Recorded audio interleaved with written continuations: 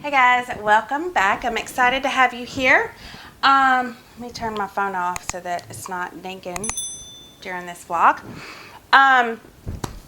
Over on Instagram, I kind of did like a little Q&A option because it seems as though lately I've had kind of an influx of messages from whether it be adoptive mamas or just special needs mamas in general, and just asking for encouragement, advice, or just to vent. And so I thought that I would take a few minutes and answer some questions that people asked over on Instagram. It's honestly only 4 or 5 questions, but you know, I talk a lot sometimes, and so even though it's only 4 or 5 questions, it could take up probably about 20 minutes. I'm not really sure. I haven't edited the video yet, but we're just going to jump right in.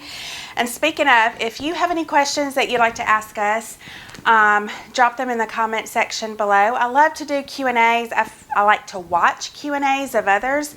I feel like it's a great way to just get to know people, to see their opinions on certain things, their parenting journeys, marriage journeys, like whatever it might be. So if you have questions that you want to ask us, no matter how big or how small, drop them in the comment section below, and in a few weeks we'll just do this again with all of your questions. So anyways, let's just jump right to it. The first question is, what will happen to Izzy when she grows older? No doubt God will provide. That was from a sweet follower over on Instagram. Y'all know that Isabel will be with us lifelong. That's how we see it now. We don't really see that changing. So we knew when we adopted her from the very beginning that she would be with us long term, and that God willing, or God forbid, that Stan and I pass away during her life, we would need someone else to step in and help care for her, right? And so to answer that question, Addison and Rainey, Addison is my oldest son, he's 23, and his precious wife Rainey, a few years ago they stepped up and they said that they would take Isabel should anything happen. So super grateful for that. Super grateful for that. They would do a great job raising her. They know her very well. Rainey is my go-to person if I ever need anyone to watch Isabel for, you know, if I ever just need a break or whatever. Rainey's my go-to person. She knows her very well. So Addison did go with us to China when we brought Isabel home. We spent 2 weeks over there. We got to walk through her orphanage, which was horrific to see. Very maddening to walk through there and to see what these orphans live day in and day out. So he was greatly impacted with that trip. He saw Isabel. He saw Isabel at her most vulnerable state, and so he has a very sweet spot for little Izzy, and he loves her to pieces, and she loves him. He's kind of like Stan. He's very aggressive in his play with Isabel, and she loves that. So to watch Addison and Isabel together, they're super sweet. So yeah, so Addison and Rainey will plan to care for Isabel. If we ever get to that point in life, Lord willing, the Lord will come back before that happens, right? But that is the plan as of right now. Okay, let's move on to question number 2. How can I help my 2 children without special needs normalize the differences in others? So I think this is a great question, and I do believe that it's one that starts with the heart. We can't put into action what's not already in the heart. Does that make sense? So I really feel like a lot of this comes back to a heart issue. And how do we value life? How do we value humanity? How do we value those who look different or act differently than us? And I do believe that that all starts with you, Mom and Dad, with me and Stan. It all starts with our parenting style, and what are we instilling within our children? Are we as parents exemplifying for our children how to walk with compassion, how to have empathy for others, how to be sensitive to others who might look different, act differently, or live differently than us? Are we modeling those behaviors for our kids? Because y'all know our words only go so far. It's our actions that our kids are watching. Our actions is what is going to impact our kids and others around us. Are they seeing us walk those things out as well? Because that is where it's going to stick for them. So I believe that this really starts with the parents, and it starts with how they're walking, and what environment have you as mom and dad created for your kids? Have you created an environment where you invest into others and you invest into the things that matter to Christ? Because if you're not investing into those things, there's a great chance that your children will not follow suit, right? So I really feel like it starts with a heart issue and valuing life because of who created that life. I think some tangible ways that you can prepare your children and help your children to be more acceptable of others, to be more compassionate toward others, and maybe to be that person that really goes out of their way to make maybe a child who stands out, to make them feel welcomed. I think you have to subject your children to those environments. Sometimes it's hard. Sometimes it's challenging to be around people who physically are different than you. I've told this story many times on here before, but growing up within my youth group, I went on many I went on probably 10 to 12 mission trips to Reynosa, Mexico with my church. And that was really a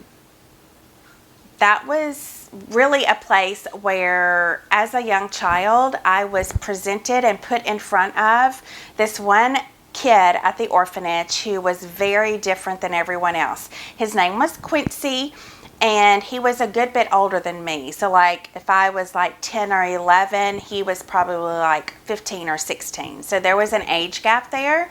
But he had epilepsy. And I remember every time that we would, our big caravan of the whole youth group and all the leaders would drive up to the orphanage, all the kids would come running out. It makes me emotional talking about it.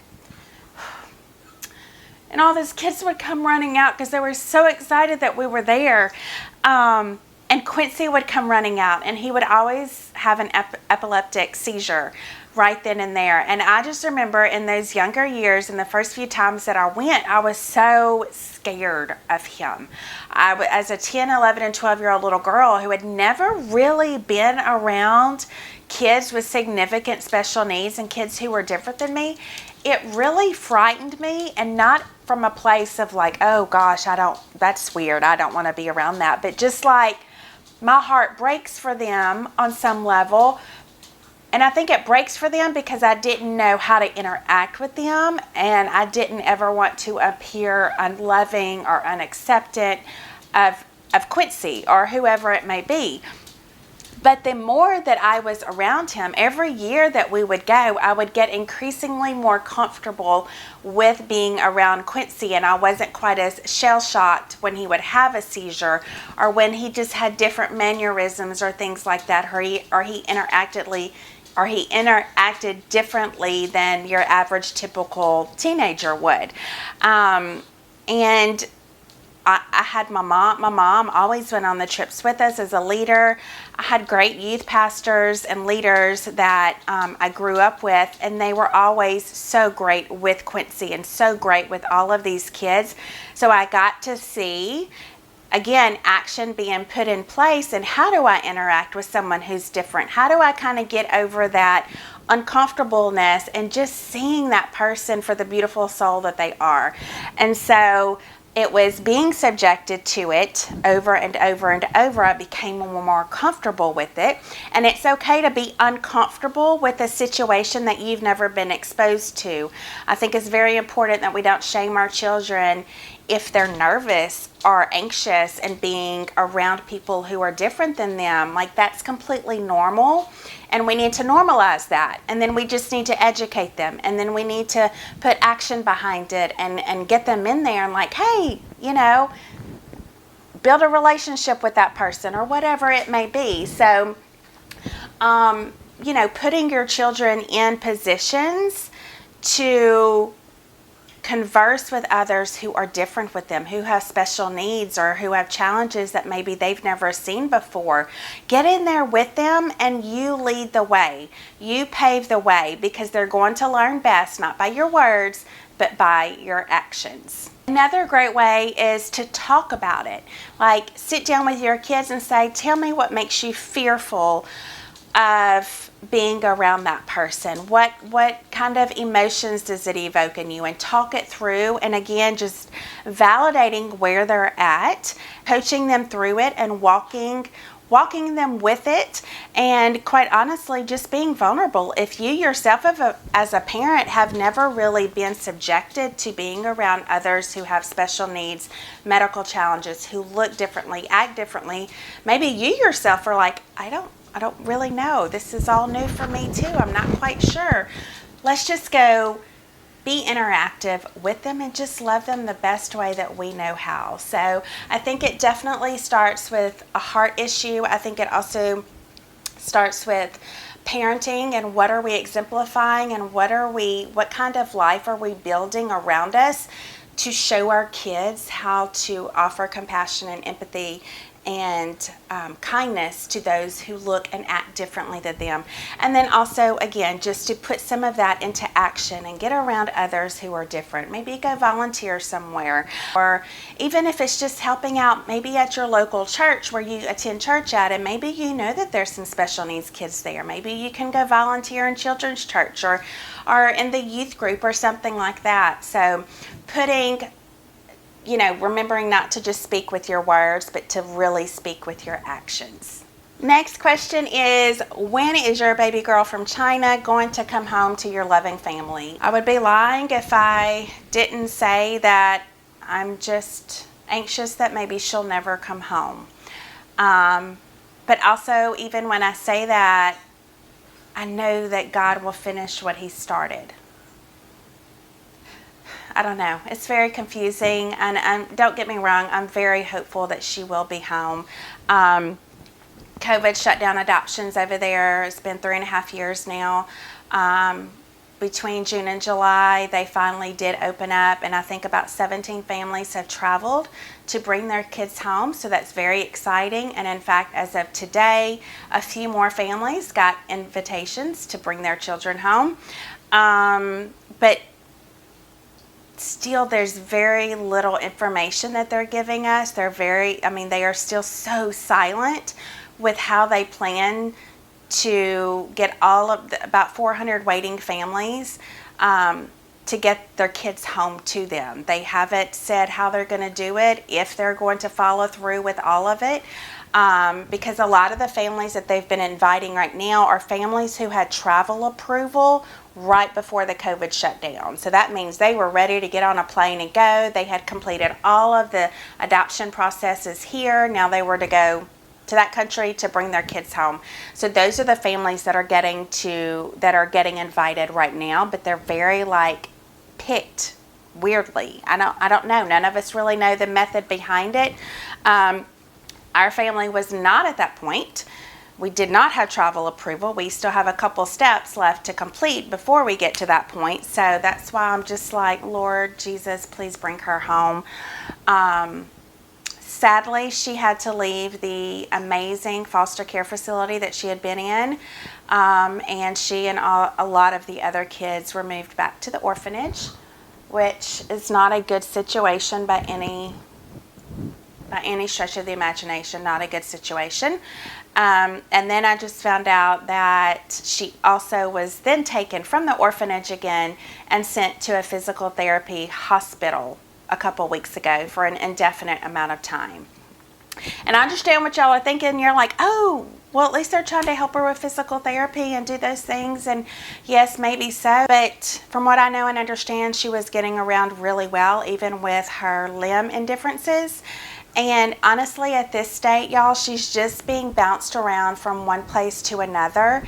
And as a nonverbal 6-year-old little girl, I just can't imagine what that's doing to her little brain, her spirit, her soul, her mind.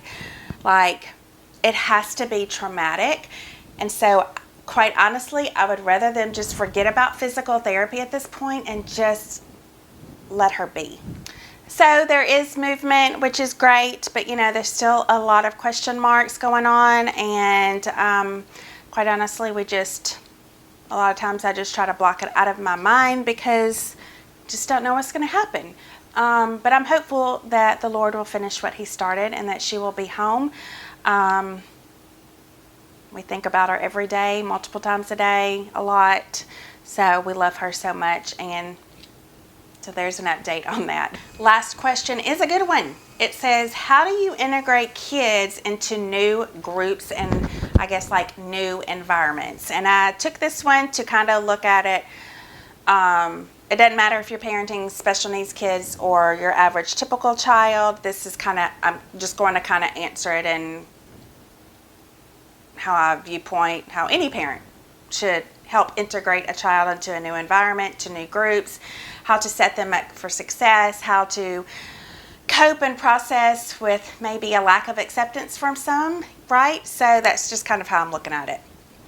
Going into any new environment, whether you're an adult or a child, can be very intimidating. It can be scary, especially if you're an introvert like me. Even as an adult, I don't like going into new environments, new groups of people where I don't really know anyone. I don't feel connected to anyone. I feel like I'm just standing there like, this is weird, right? Because my introvert personality, I'm not just going to go up and shake everyone's hand and introduce myself typically. I'm going to be sitting on the sidelines watching everyone else. And anyways, new environments can be intimidating. I don't care how old or how young you are, right? I think the very first thing that we need to look at is, how are we parenting our children? How are we setting them up for success in knowing that when they go out into the real world and they go into these new experiences, new environments, new groups of kids, new groups of whatever, that they're not going to just crumble when they immediately get uncomfortable. They're not going to crumble when someone maybe gives them a side eye or they say something ugly about them. But how are we parenting our kids to set them up to have great confidence and a great foundation in who they are in Christ? Because at the end of the day, this world is an ugly place. And there are some really unkind people out there. And there are people out there who are going to bully others, whether you're an adult or a child, sadly. There are going to be people out there that try to tear you down before they even get a chance to know you and know what you're about. And sometimes it's just really unfair, right? And it just really stinks. But if we are not speaking life into our kids and showing them where their confidence and where their identity comes from, they are never going to make it in the real world with unkind people, because they're all around us, right? So I feel like the first step is we really have got to create a great foundation within our kids and knowing who they are, knowing the amazing attributes that God has given them, the amazing qualities God has gifted them with, their gifts God has given them very uniquely. Like, we have to create in them a firm foundation so that they know who they are in Christ and not who they are in what the world thinks they should look at. Because if we go on what we think the world should expect from us, or what the world thinks we should look like or dress like or act like, or what kind of car we should have, what kind of house we should have, we are never going to live up to that standard, because those standards are never obtainable, right? So we really have to set our standards, set our parameters around who God created us to be. I also think it's very important, if we're going to be really real here, to let your kids know that, look, I think you're amazing. I love all these qualities about you. You're an amazing kid. You're very kind. You get good grades, like all these things. But at the end of the day, you're not always going to be everyone's cup of tea. Like, you're not always going to mesh and click and connect with every single person that you come across. And that's okay. You find and you invest in relationships that value who you are, that have the same values as you, that can be loyal to you and uplifting and kind and caring and all of those things. Those are the people that you want to connect with, because not everyone's going to love you. I mean, honestly, at the end of the day, like, that is the harsh realities is, hey kids, it doesn't matter how great of a person you are or how much you go out of your way to help someone who maybe is kind of a jerk to most people. Maybe you go out of your way to go be nice to them and do something kind for them, and they just literally slap you in the face. Like, those situations are going to happen, and we can't necessarily control those. I think it's also very important that we teach our kids and that we as parents know that it's not our job to raise other people's kids. Like, it's not my job to teach another child not to bully, how to be kind, that we don't punch people, that we don't steal their lunches, that whatever it may be. It's honestly not my job to raise other people's children or to get another child to quit being a bully. My job as a parent, and here's the deal, if parents as a collective whole would start doing this, there would be a lot less bullying these days. But our job is to raise children who are kind, who are accepting of others, that even if another kid is not your cup of tea, like, you're still going to treat them with respect and kindness, and you're going to treat them the way that you would want to be treated. So our number one job as parents is not about the bullies out there, unfortunately. Those things are out of our control. Our number one job is, what are we doing to parent our kids? What are we doing to model? Again, going back to what we talked about a while ago, what are we modeling for our kids? What characteristics, what attributes are we wanting to instill within our kids? And we instill these by our actions. That's how they're best going to learn. So number one job as a parent is, we got to raise kids that are tough.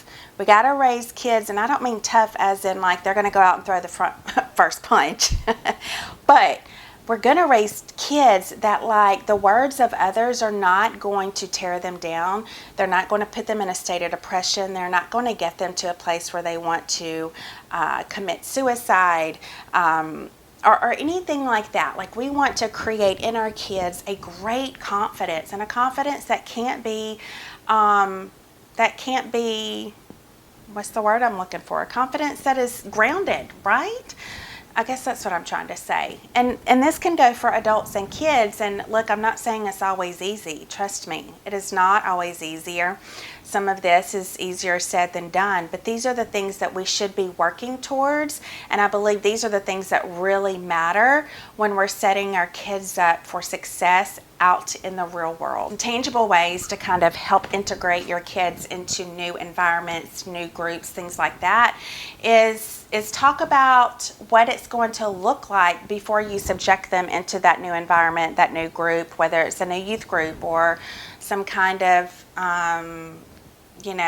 new community group at their school or something like that, just whatever it is for you. But let's talk about, what is that going to look like? Okay, let's talk about, maybe it's youth group at church, at a new church on a Wednesday night. Okay, here's what's going to happen. Here's what I understand. You're going to get there at about 6. Y'all get to play around and play basketball together, and then you're going to go have worship together, and then you're going to break off in small groups, and you're going to study the word a little bit, and then you come back together for prayer time as a whole at the end, and then you're dismissed. Maybe talk about the routine of what that new environment is going to look like, that new event's going to look like. I feel like I'm not making much sense in my brain, but maybe I am. Hopefully y'all can catch on to what I'm kind of saying. But like, prepare your kid for like what this night is going to look like at this new environment with this new group of people. This is what it's going to look like. What are your fears? What are you nervous about? Or are you anxious about anything? And, even offer, hey, do you want me to go with you the first time? I can sit on the sidelines in the back, and if you need me, I'm there. If you want me to leave, I can leave at any point in time. Maybe you can find a fellow friend who goes there too, who kind of knows the ropes and has been there before. Maybe you can connect your child and that child together. Give them somebody to kind of lean on, and someone who they can, just not feel like they're all alone, because that's a terrible feeling going into a new environment, especially if your child's not, you know, a huge extrovert and just loves to be out in new groups and new environments like myself. I think that would be a really great way to kind of help that ease into it a little bit smoother, so to speak. So those are a few tangible ways that you can kind of help prepare your kids for new groups, new environments, new situations that maybe they're just a little bit nervous about. And again, being vulnerable. Like I tell my kids all the time, I'm like, I hate being around big groups of people. It makes me nervous. Now, once I know people and I open up and I get comfortable, then I'm good. I'm very talkative and, you know, go with the flow and I'm good. But in the beginning, you know, it's hard for me because I am an introvert and I just feel like I'm getting more introverted the older I get. So I'm very real with my kids. I'm like, hey, I experienced this too. I know exactly what you're feeling, you know. It's because I feel like that relatability is very much needed, and it's very comforting to know that even as an adult, even as a parent that the child looks up to, like, hey, we struggle with some of these things too. I'm sure if you can think back on maybe some struggles that you've had in your life and you've gone and you sat down with a friend and they're like, I struggle with that too. And you're like, what? Oh, that makes me feel better, you know? So I think that brings a lot of comfort to know that they're not alone, no matter how old or how young they are. That's it, y'all. That was only 4 questions, right? But I feel like I just talked for a really long time. But I thought that they were really good questions, and they were valuable questions and valuable things to talk about. And y'all know that I would rather talk about valuable things on here on my channel than just like what my new outfit is or anything like that. So I think 4 questions was enough because they were kind of deep questions. But yeah, so we're just going to wrap it up here. If you have any other questions that you want to know about myself or Stan, our family, like whatever it is, drop them in the comment section below. And I like doing Q&As, and Stan wanted to do one with me as well. And so over the next couple weeks, we could do another Q&A with your questions. So thank y'all so much for being here. If you haven't subscribed to our channel, go ahead and do that now. Hit that little notification bell so that you know that whenever we upload new videos on Wednesdays, typically, you'll be the first one to know that it's there. So I love y'all. Thank you for being here. We'll see you next time. Bye.